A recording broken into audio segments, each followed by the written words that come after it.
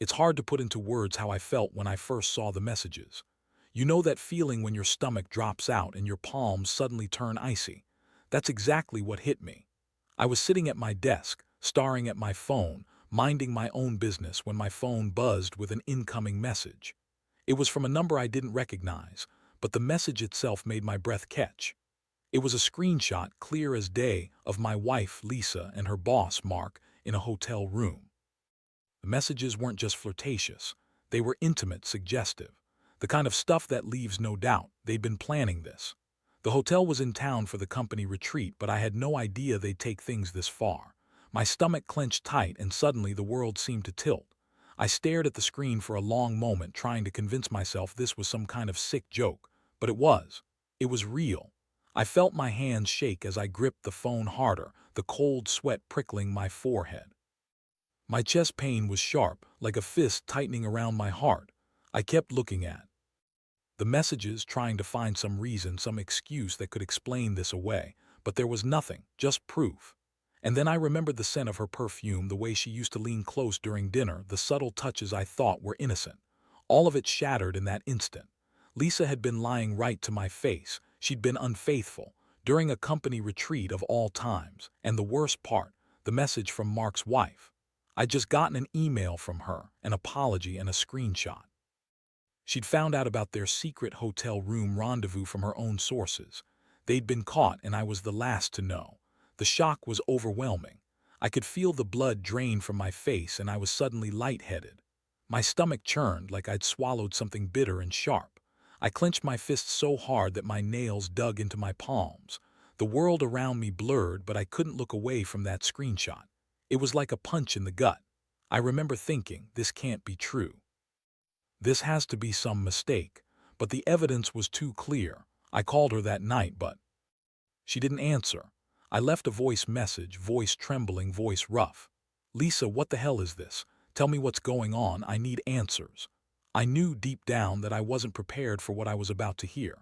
The next morning, I sat on the edge of our bed, staring at the empty space beside me. The house was quiet, too quiet. I could hear the faint hum of the refrigerator, the distant sound of traffic outside. My hands still shook as I replayed the images, the words, the betrayal. I wanted to scream. I wanted to break something. Instead, I sat there, feeling the weight of it all settle like a stone in my stomach. I knew I had to confront her, but I didn't know how. I was so angry, so hurt, so utterly lost. I wanted to believe it was all a mistake, that maybe she'd been coerced or had some reason I didn't understand. But deep down, I knew the truth was staring me right in the face. Lisa had cheated on me with my boss, during a time when I trusted her the most. I didn't sleep that night. I kept thinking about what I'd do next, how I'd handle this disaster. The trust we'd built, cracked, shattered, broken. I felt like I was walking through a fog of betrayal, trying to find my way out. The worst part, I knew this wasn't just about her cheating. It was about everything I'd ignored, every red flag I'd missed. And so I made up my mind. I would find a way to get revenge, not in a childish way. I wanted her to feel the sting of betrayal, to understand what it felt like to be blindsided. I wanted to make her regret this, because if she thought she could do this and get away with it, she was dead wrong. I'd come up with a plan, a slow, calculated one, and I'd make sure she paid. But first, I had to make sure I had all the pieces. I had to be certain, because once I started, there was no going back. This was no longer just about finding out. It was about making her understand, in the only language she'd understand, pain. And after all, isn't that what revenge is really about? Making sure they feel what they've made you feel. I was ready to make her feel it. I just needed to figure out how. The morning after I saw the messages, everything felt off-kilter. The house was too quiet, the sunlight creeping through the curtains felt mocking. I kept going over that screenshot over and over as if I could make sense of it. But there was no sense to be made, only pain and a burning need to do something. I realized I couldn't sit around waiting for her to come home and lie her way out of it. I had to act. I started by going through her phone. It was obvious she'd been hiding things, her messages, her secret apps. I found a hidden folder, some encrypted chat app I'd never seen before, and my stomach clenched again. My palms were sweaty as I tapped into it, heart pounding. I wanted to confront her then and there, but I knew I had to gather more evidence. I needed everything clear and undeniable. When she finally came home that evening, I was sitting on the couch, stiff as a board. She looked tired but nervous, like she'd been expecting this confrontation. She tried to brush past me, but I blocked her. Lisa, I said, voice cold but controlled. We need to talk now. She hesitated but then sat down, her fingers nervously twisting in her lap. What's going on? Are you okay? No, I said sharply. I saw the messages, the hotel, the plans. The evidence is right in front of me. How long has this been going on? Her face crumpled, but she kept her eyes fixed on the floor. It was a mistake. I didn't mean for it to happen. It just happened. Just happened. Echoed, feeling a rising rage. That's bullshit. You think I'm stupid. You've been lying to me for months. She looked up then, tears forming in her eyes. Please don't do this. I was drunk. It meant nothing. I love you. Love, that was a slap to the face. I didn't say anything, just stared at her, feeling my jaw tight. I knew I was about to do something drastic, but I couldn't let her get away with it. Not again. I needed a plan, something that would make her understand the depth of her betrayal. Later that night, I sat in our dim kitchen, the cold glass of whiskey in my hand. My mind was racing. I had to hit her where it hurt, but smartly. I didn't want to blow everything up in a moment of rage. I wanted her to feel the loss, to understand that trust, once broken, isn't easily repaired. I started thinking about what she valued most, her career, her reputation, or was it her relationship with me? That's when I remembered the secret messages I had discovered. Hidden behind passwords and locked screens, I knew I needed to dig deeper to find the right moment and the right way to strike. I had a contact, an old friend who knew about hacking digital secrets. I reached out and explained what I needed. He was professional, discreet, and understood exactly what I wanted, a way to expose her without her knowing until the right moment. The plan began to take shape. I'd get the evidence, then give her a taste of what was coming. I wanted her to feel the fear, the guilt. I wanted her to realize she'd lost her family and her reputation if she kept going down this path. The evidence was clear, but I had to be patient. Patience, I told myself, was part of the revenge. It's about control, about making her wait and wonder. Meanwhile, I started cleaning out her phone, her social media. I deleted anything that might tie her to her affair, but I kept the incriminating messages intact, just enough to make her sweat later. I also looked for proof that I could use to confront her in front of her boss, Mark. I wanted to make this personal, to make her regret every second she thought she could get away with cheating. That night, lying in bed, I felt the weight of everything pressing down on me. The betrayal, the rage, the need for revenge. I knew I was on the edge of something dangerous, but I didn't care. If she thought she could cheat and lie her way out of it, she was dead wrong. I would make her see that the pain wasn't just mine, it was her own doing. Tomorrow, I'd set the next step in motion. The pieces were falling into place and I could feel it. I was about to make her pay, one way or another, and once I did, there'd be no going back. Because some betrayals cut so deep they can't be forgiven, and I was ready to cut her loose. The next morning, I woke up with a plan burning in my mind. I knew I had to act carefully. The stakes were too high for any rash move. I spent hours that day going over everything, her messages, her phone, the evidence I'd gathered. I had to be meticulous. This wasn't just about catching her. It was about making sure she understood the consequences of what she'd done. I contacted my friend again, the guy with the hacking skills. I told him what I needed: access to her emails, her hidden conversations, anything that could serve as irrefutable proof. He was quick, efficient, and promised it would be ready by evening. I felt a rush of adrenaline mixed with dread.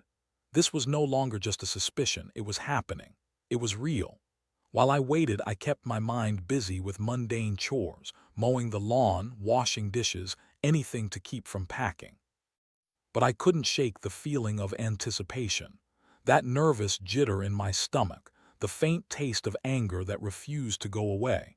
I kept replaying her face when I confronted her, the way her voice trembled. I knew I had to be cold, calculated, not just for revenge but for my own sanity.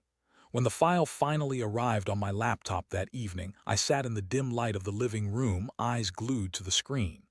There it was, dozens of messages, explicit and revealing, with timestamps linking her to Mark during the retreat. I could see the hotel name, the dates, the times, everything I needed. It was damning. I print screened the most incriminating parts, then tucked them away in a secure folder. My heart hammered as I thought about how I'd use this. Tonight was the night I'd confront her. I knew I had to catch her off guard, so I waited for her to get home from work. When she finally walked through the door, I was sitting on the couch, the evidence open on my laptop. "Lisa," I said calmly but with a voice that carried weight, "we need to talk. Now." She looked wary, sensing my tone. "What is it? What's wrong?" I closed the laptop slowly, locking eyes with her. "I know everything about the hotel, about Mark, about all of it. I have the proof right here." Her face paled, her hands trembled, and she tried to speak, but the words caught in her throat. "Please, I didn't mean for it to go this far. I was drunk. It was a mistake." "Don't," I cut her off. "Don't lie to me. I've got everything right here. How long has this been going on? How many times?" She looked like she was about to break, tears streaming down her face. "I was weak. I didn't want you to find out. I thought I could fix this, but I guess I was wrong." I felt the heat rising in my chest. The betrayal cut deep, sharper than I thought possible. I clenched my fists, trying to keep my voice steady. "You're damn right you were wrong. I trusted you, Lisa. And you threw it all away for what? Some stupid affair." Her voice cracked. "I love you, I swear." "Love," I snapped, voice rising. "You betrayed me in the worst way possible and expect me to believe that? No, I've had enough. You crossed a line I can't come back from." She stared at me, tears pooling in her eyes, begging silently. I knew I had to keep my cool. I had to let her see what she'd done and what was coming next. I leaned in closer, voice low but firm. "You cheated, lied, and broke our vows, and I'm done pretending everything's okay. You want to keep lying to yourself? Fine, but I've got a plan, a way to make you regret all this." She looked panicked now, clutching her hands. "What are you talking about?" "You'll see," I said, "soon enough." Later that night, I sat in the dark, thinking through my next move. The evidence was solid and I'd laid the groundwork. She thought I was broken, that I'd crumble and forgive. But this wasn't about forgiving anymore. It was about teaching her a lesson, letting her see what real betrayal feels like. I wasn't just going to confront her. I was going to make her suffer, just enough to make her regret every single choice she made. What she didn't realize was that I'd already begun turning her own world against her. The pieces were set, and I was just waiting for the right moment to strike. I could feel the cold satisfaction building in my chest. This was no longer about just catching her. It was about making her understand she'd lost everything she once cared about. And I was ready to watch her fall. That night, I lay awake in the dark, replaying everything, trying to plan my next move with precision. I knew I couldn't just confront her with the evidence and expect her to crumble right then. No, this had to be carefully orchestrated. I had to make her feel the loss, the pain of betrayal, but also make her realize that her future was now in my hands. I spent hours dialing in the details of my revenge. First, I needed to cut her off from her supposed safety net, her social circle, her reputation. I knew her boss, Mark, was a clever man, but I also knew his wife was more naive. If I could get to her first, I could turn her against Mark, make her see how much damage her affair had caused, not just to me but to everyone involved. The plan started forming. I called my friend again, the one with the hacking skills. I told him I wanted to leak some of her messages, only enough to make Mark's wife and Mark himself realize she'd been caught. I wanted it to be public enough to cause a scene, but not so obvious that she'd see I was behind it. The goal was chaos, not just revenge. He worked fast. By morning, I had the leaked screenshots of her conversations, carefully altered so they seemed more incriminating. I knew Mark's wife was active on social media, and I sent her the files anonymously. I didn't want her to know it was me, but I wanted her to see the truth. The truth that her husband's perfect image was crumbling and Lisa was shattered along with it. That afternoon, I reached out to her, Lisa, through a burner phone I'd kept hidden. Her voice sounded shaky when she picked up. "Lisa," I said, voice cold and clipped, "I've sent your little secrets to the right people. It's only a matter of time before everything comes out. You thought you could cheat and lie and get away with it. Well, I'm here to tell you you're wrong." She gasped. "What are you talking about? Please don't do this." "Oh, I already did," I said. "And now your reputation is about to go up in flames. You're going to lose everything, your job, your friends, your marriage, all because you thought you could play with fire and not get burned. She was crying now, begging, "Please, I'll do anything, just don't ruin me." That's when I felt the rush of power. I had her cornered and she knew it. I told her to think about her choices. I told her how much I hated her betrayal, how I was tired of feeling like I was just some fool who trusted the wrong person. I made her see that there was no going back, no way to fix this. The fallout started almost immediately. I got calls from her boss, Mark, furious and panicked. His wife was already posting screenshots on social media, warning everyone about his affair. Mark tried to deny everything, but it was too late. The evidence was out there and the damage was done. Lisa called me again later that evening, her voice trembling. "Please, just talk to me. We can fix this." But I didn't want to hear it. I'd already made my choice. I told her I'd had enough, that I was done pretending. I told her she'd lost my trust forever and that I was going to leave her. I was no longer a husband, just a man who had been betrayed and who was now taking back his dignity. I packed a bag, grabbed the keys, and left her standing there crying. I knew I'd never forgive her, but I also knew I didn't have to. This was about making her understand that her actions had consequences. That's what revenge is all about, showing them the pain they caused and forcing them to realize they lost control. As I locked the front door behind me, I took one last look at our house. It felt like I was closing a chapter I never wanted to start, but I knew I'd come out of this stronger. The pain would fade eventually, but the lesson that would stay with her forever. Now I was free, and she was left to pick up what was left of her shattered life. I guess the biggest lesson I learned: sometimes justice isn't about punishment. It's about making sure they understand what they've thrown away. And I made sure she did. The days that followed were a whirlwind. The fallout from my actions spread faster than I expected.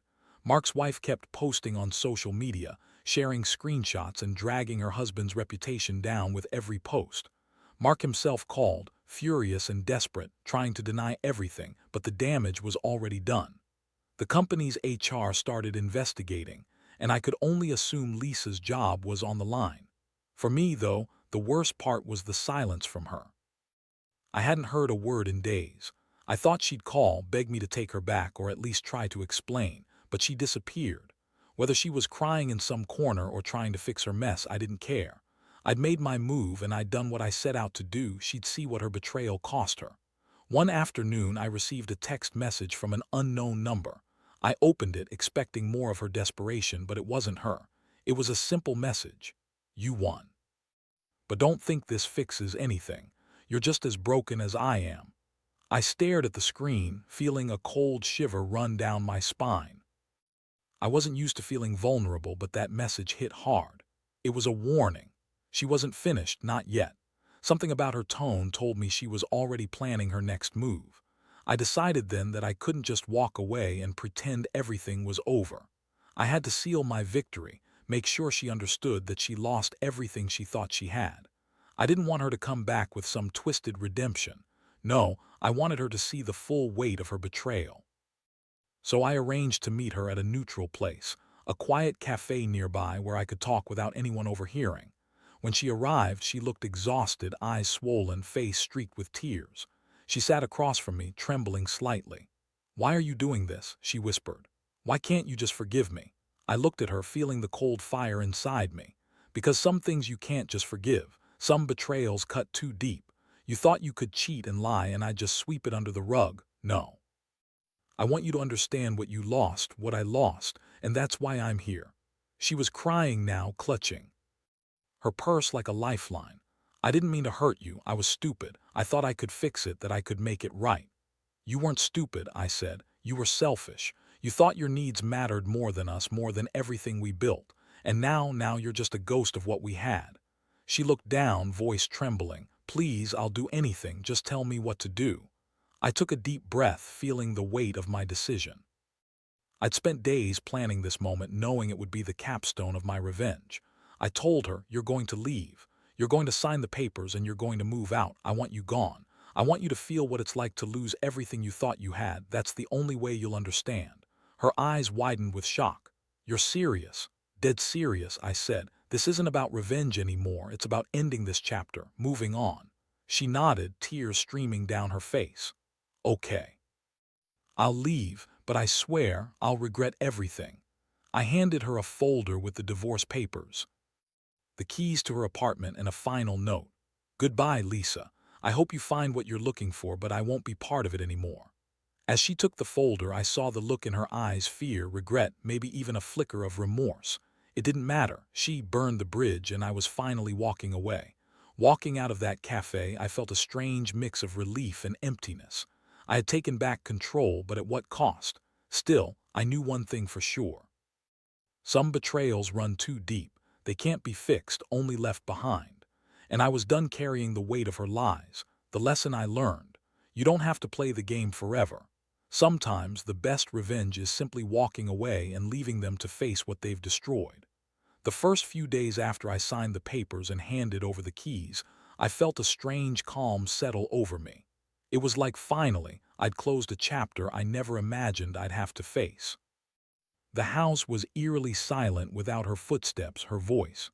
At first, I thought I'd miss her presence, the way she used to laugh at my stupid jokes or complain about her day. But then I realized what I truly felt was relief, peace, even. I threw myself into work, kept busy. It's what kept me sane during those initial weeks. But the truth was, I'd been carrying a weight I didn't even realize, an emotional burden built from betrayal, disappointment, and a sense of lost trust. Now with her gone, I felt lighter, freer. Yet there was a part of me that still wondered, did I do the right thing? Could I have forgiven her, moved past it? The honest answer was, I don't know. Maybe I could have, maybe I couldn't. But I realized that some betrayals leave scars so deep that healing isn't just about time. It's about taking control and deciding what parts of yourself you're willing to sacrifice. I chose to walk away, and that's what finally gave me the clarity I needed. Looking back, I see how much I'd ignored red flags, little things that should have been warning signs. But love, comfort, trust, they make blinders grow. The betrayal was like a lightning strike, shattering everything in an instant. It hurt like hell, but it also made me realize something important. I deserved better. The process of healing is ongoing, of course. Some days are tough and I get reminded of her, sometimes in a song, a smell, or just a quiet moment. But I also remind myself of what I gained from walking away. Independence, dignity, a sense of control I'd lost. That's worth more than any apology or regret she might swallow now. And I've learned to be more cautious, more aware. Trust is fragile and it's earned, not given freely. I won't allow myself to be blindsided again. I won't ignore that subtle feeling in my gut that says something's wrong, because now I listen. As for her, well, I know she's probably hurting, probably regretting every choice she made. But I've made peace with the fact that I can't fix what's broken. Some damage is beyond repair, and no amount of remorse can undo that. What I can do, what I've done, is take back my life and move forward. So here I am, more cautious but stronger, more aware but hopeful. I don't regret my choices because they've taught me something vital. Sometimes, the only way to survive betrayal is to cut it out completely. That's the final lesson I want to share. If someone betrays you, don't hold on in hopes of fixing what's broken. Sometimes, the best revenge is simply walking away and reclaiming your peace.